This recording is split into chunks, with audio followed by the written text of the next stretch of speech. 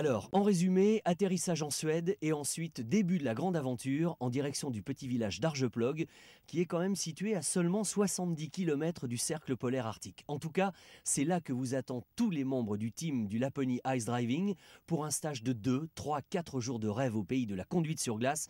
Et croyez-moi, ici plus qu'ailleurs, ça glisse au pays des merveilles. Présentation par le maître des lieux.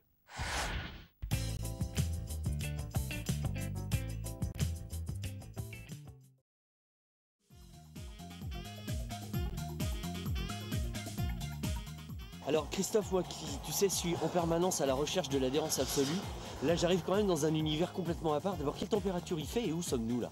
Alors nous sommes à Arjeplog, il fait -30 et nous sommes surtout au milieu d'un lac. Tu l'as peut-être pas remarqué, mais sous tes pieds, il y a entre 50 et 80 cm de glace. Alors donc là, on est dans l'univers a priori idéal pour la conduite sur glace, mais en quoi ça consiste? Et moi je me demande évidemment comment on fait pour maîtriser un véhicule qui est en permanence à la limite de la rupture de l'adhérence. Donc le principe même, c'est de pouvoir proposer à tout le monde le fait de s'approprier la maîtrise de la glisse d'un véhicule à des vitesses allant de 30 à 200 km/h. Donc ça, c'est unique au monde.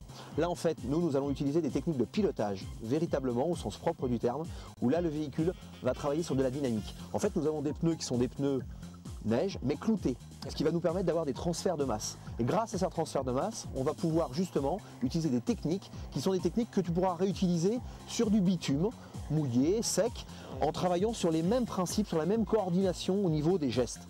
Bon, écoute, étant donné qu'il fait quand même moins 30 ce matin, on va peut-être pas rester dehors 2 heures, aller à l'intérieur et puis voir comment ça se passe dans la voiture et tu nous expliques. Je te propose de te faire visiter les pistes, tu verras une aire plane, un circuit technique, le Casteller reproduit à l'échelle 1, 3 km 8, donc là une ligne droite et 200 km/h. Ok, on voit ça à l'intérieur. Allez, c'est parti. Allez, ça marche.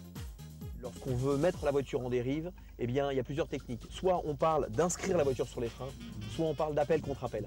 L'appel contre appel, c'est ce qu'on voit en rallye. C'est une voiture qui a tendance à faire un mouvement d'un côté pour un autre. Ça, c'est un peu comme une reprise de car à ski.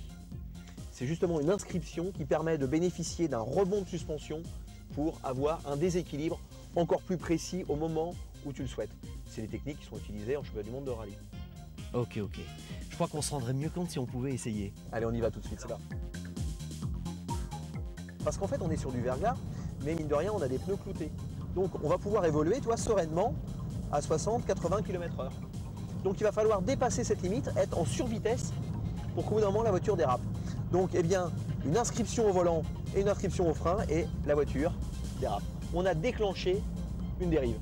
On a mis la voiture en dérive. Forcément, ce que tu vas vouloir tout de suite et ce qui est très agréable, c'est d'entretenir. Là, j'entretiens la glisse. Et donc là, en fait, le paysage déroule par les portes latérales. C'est-à-dire que là on est en dérive absolument permanente. Là, la voiture, et on peut faire comme ça des tours, tu pourrais faire un record du monde. Donc là, la ligne droite du Mistral. Alors je vais donner les vitesses au fur et à mesure.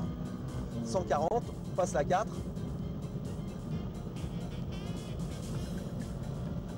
180, 190. Oh putain. 4e, 5e, 200. Et là, on attaque les freins. Là, ça remue un peu. 4, 3. Et là, on place l'auto. Là, on sort à fond de 3.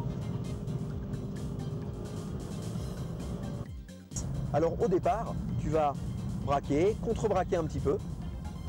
Et puis ensuite, tu vas enchaîner des effets d'accélération qui vont te permettre, de retrouver la situation qu'on avait tout à l'heure sur le cercle. Voilà, avec des effets de bascule.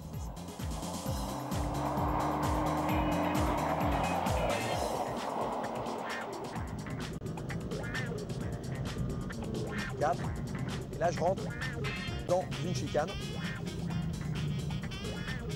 J'anticipe bien le mouvement de façon à ce que la voiture pivote. Hop, je croche un peu l'avant. C'est parti.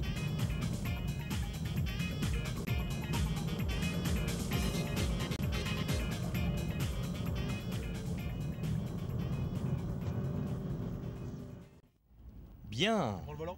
Ah bah écoute, oui. Ouais.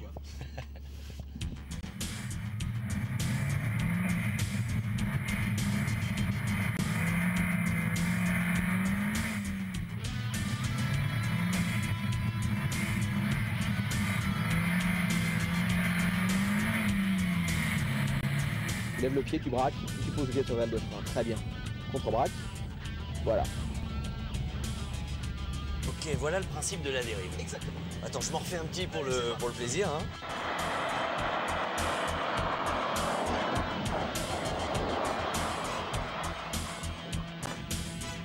On se prend au jeu, hein, c'est génial. Hein. C'est l'objectif. Ah ouais, ouais. Vas-y, de la vitesse, de la vitesse, de la vitesse. Vas-y, vas-y, vas-y, de la vitesse.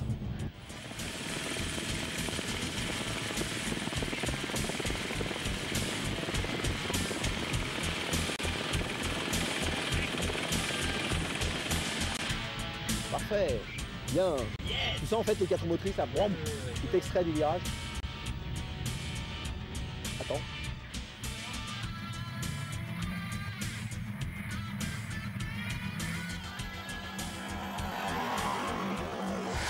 Je peux vous assurer que de se retrouver dans une voiture lancée à plus de 200 km/h sur la glace, ça fait vraiment un drôle d'effet.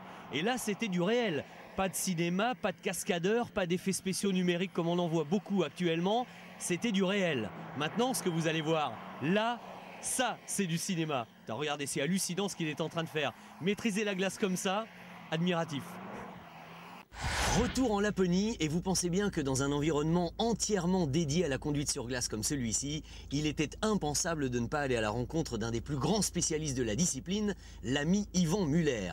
Bon, malheureusement, Yvan ne pouvait pas être avec nous aujourd'hui, mais nous l'avons quand même rencontré à Paris, et en plus, vous savez quoi? C'est justement lui le parrain du Laponie Ice Driving. Dingue comme coïncidence, non? Allez, venez, 3 petits tours et on y va.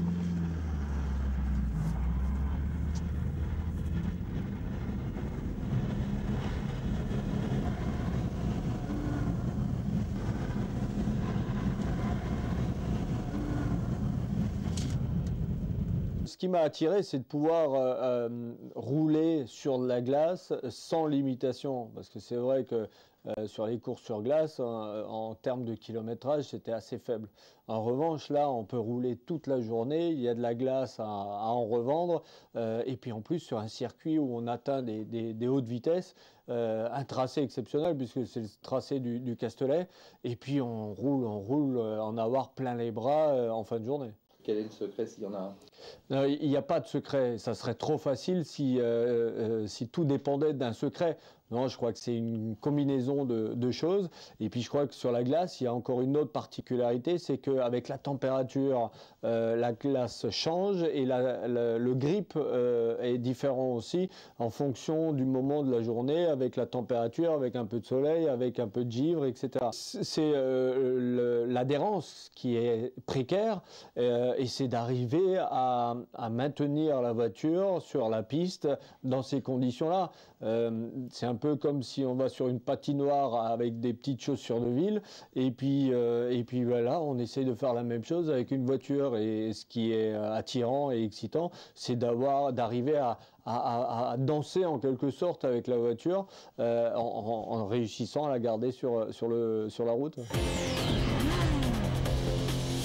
Voilà, c'est fini pour aujourd'hui, mais avant de nous quitter, je vous propose de profiter encore un tout petit peu de la Laponie et de ses paysages exceptionnels. Regardez ce coucher de soleil, c'est vraiment royal. Et également, croyez-moi, si vous voulez venir découvrir les sensations inédites de la glisse et de la conduite sur glace, c'est vraiment ici, en Laponie, que vous devez le faire. Vous allez franchement, mais franchement, vous régaler.